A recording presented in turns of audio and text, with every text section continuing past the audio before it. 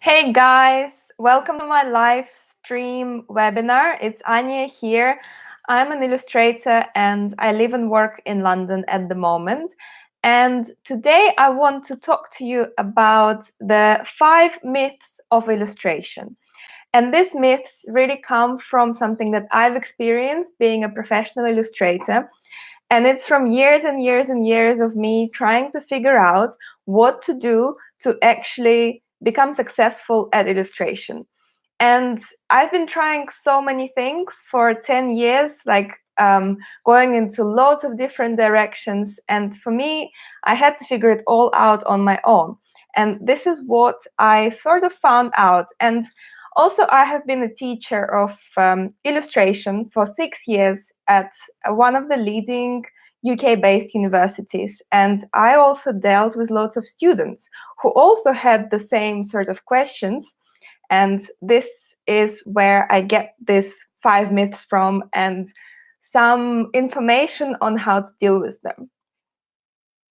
So, yeah, just a little bit about myself. I studied illustration at university. I studied at Central St. Martin's and I graduated 9 years ago.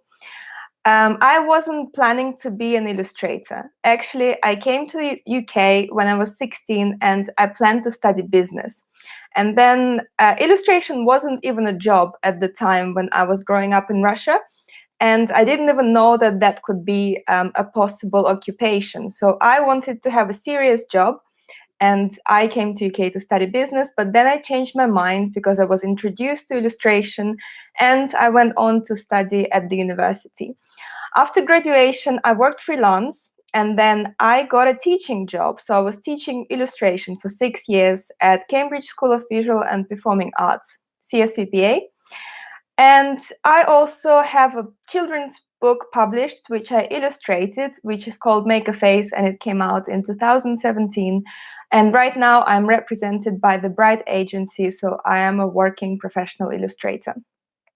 So let's go and look at some of the myths about illustration. Number 1 myth, and it's a question that lots of people ask, people who want to get into illustration. They ask, do I have to study illustration at university? So they think, maybe you think the same, that if you haven't been to a university to study illustration, that's it, you're not good enough and there's no point for you to try and study illustration. Is that actually true? Well, listen about my personal experience. So I studied at the top creative university in the UK, Central St. Martin's. It's everyone's dream to study at Central St. Martin's. And it was really fun. So the projects were really fun. We were experimenting with different materials and things. And, you know, everyone was trying to come up with something innovative and new. And it was great, but it was a complete vacuum. So we had a great 3 years. We didn't really think as students about what's going to happen next. And our lecturers did not prepare us for what's going to happen next at all. So the only bit of career sort of preparation that we received was on the last day of college when we got given a printed out version of a book which said, and this is what you do after you leave university. And that wasn't enough. So I think that universities generally, they have a good idea in mind. So they want to create people who can challenge the norm. They want to create people who think outside the box. And they want people who are not necessarily super commercial. They want someone above it who is going to create something new and different, which sounds like a good thing, right? But not all the universities do a good job in then preparing you to fit into the commercial world. Some universities are better than others. My university was probably among the worst ones for the progression opportunities. And maybe you go to a different university and maybe you have an amazing experience and you come out with a portfolio that's ready to get hired, and that's great. I'm really happy for you. But I have to say that it's not the same for the majority of graduates. And I don't have the exact numbers of what percentage of illustration graduates go on to work in illustration, but just judging from what I see, the number is really low.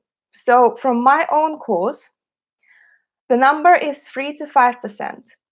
So 3 to 5% of all the students who wanted to study to become illustrators became professional illustrators and work as professional illustrators now. 3%. And is that normal? And I get the feeling that people kind of think, if I said to you that only 3% of people who study medicine go on to study medicine, you'd probably think, oh, that's a bit low. But if it's art or illustration, people think, well, yeah, but it's hard to, to do something in art. So of course it's going to be low. But I don't think that it should be this way. And I think that 3% is terribly low. And for everyone else, so for 95% of people who spend 3 years of their life and they spend, I don't know, like 35 grand on their education, it is now a hobby. So is that the price, the money and the time that you pay to have a hobby? It's a bit of an expensive hobby, don't you think?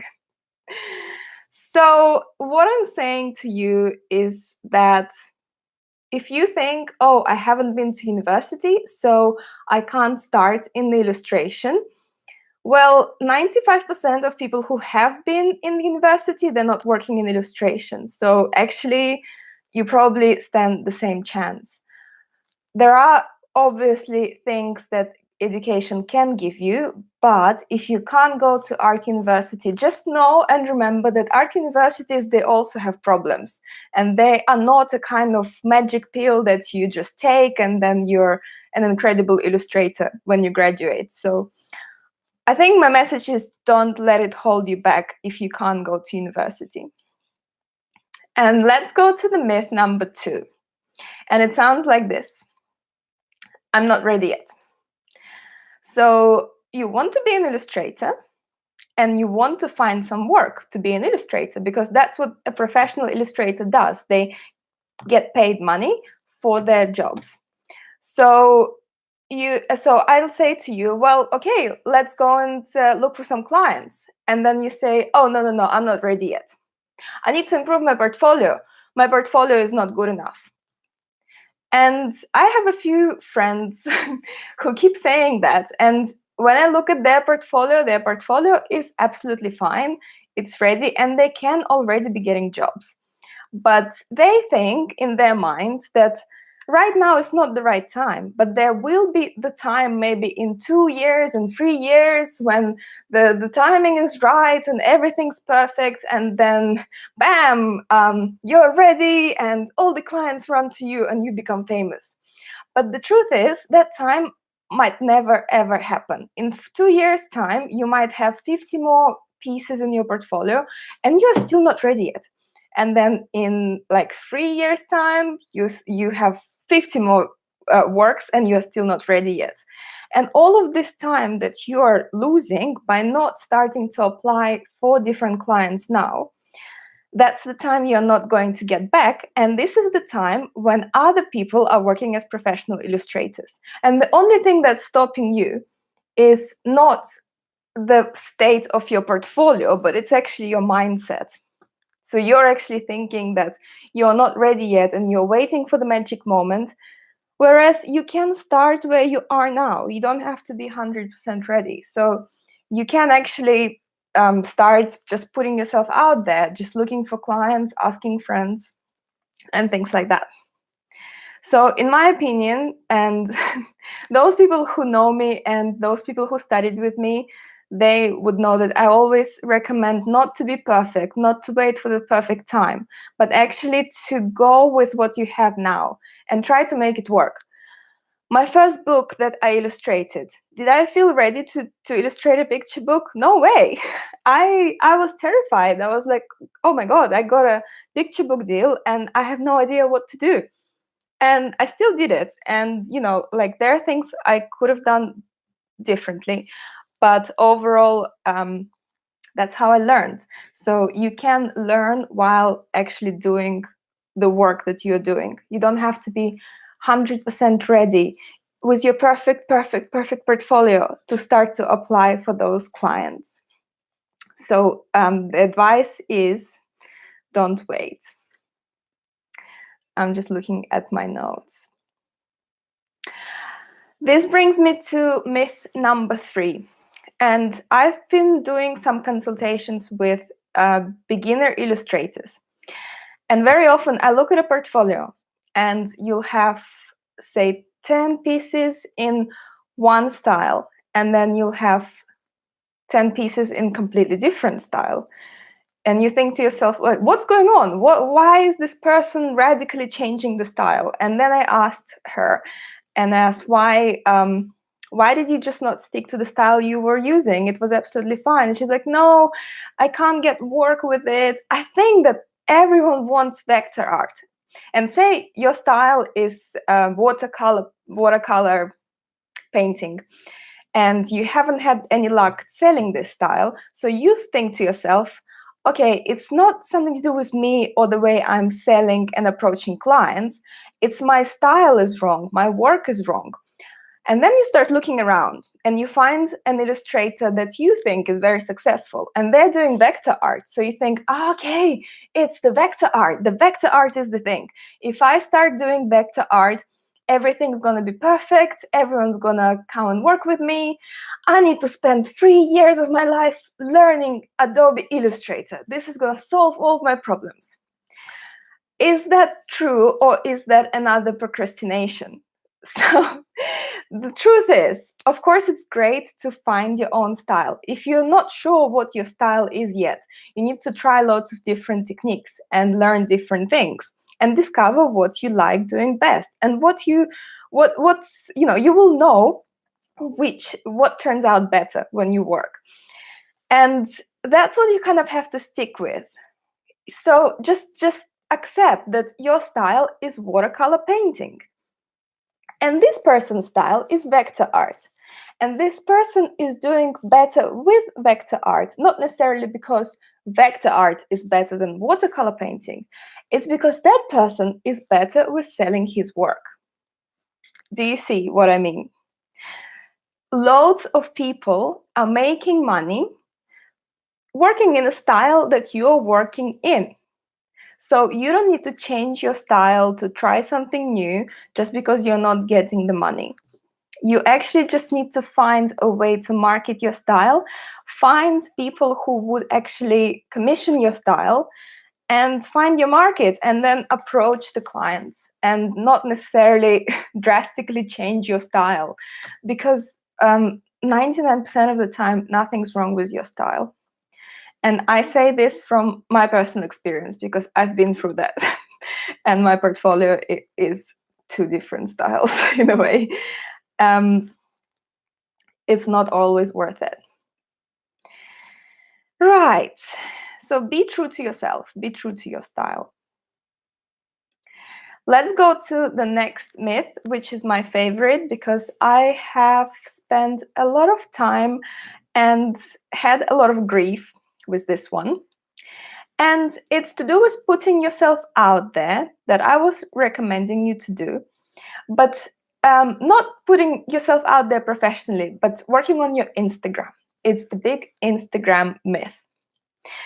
Okay, so what people mostly think, like, okay, I'm going to be a professional illustrator. I have created some works. Now I'm gonna put them out there. I'll put them on Instagram. And the clients are going to look at me, they're going to find me, and yeah, I'll be discovered. I'll be a sensation. And it's really a false mindset, because you think to yourself that you're putting yourself out there, but putting things on Instagram is not necessarily putting yourself out of there. It is a myth that clients are searching through Instagram tirelessly, day and night, to find the next top illustrator to work with. They don't. Do you want to know how clients find illustrators to work with? They either work with people who they already have been working with for a long, long time, they're on their lists, or they go to agencies. And very rarely, they also go to incredible graduate talent, like the top 0.01% of all the graduates from degree shows or things like that, events, maybe competitions.